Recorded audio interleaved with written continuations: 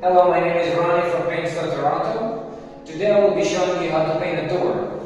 The first step will be caulk the door casing and fill in the holes in the door, and very important is to sand the doors before painting.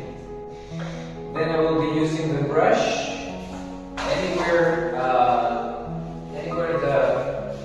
the roller cannot reach, and also in the door I will be cutting in around the hardware, of course without hitting the hardware.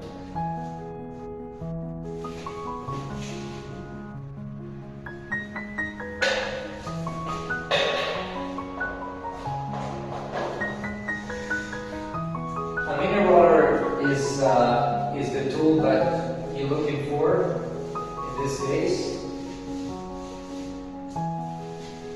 Mini roller can reach very tiny areas.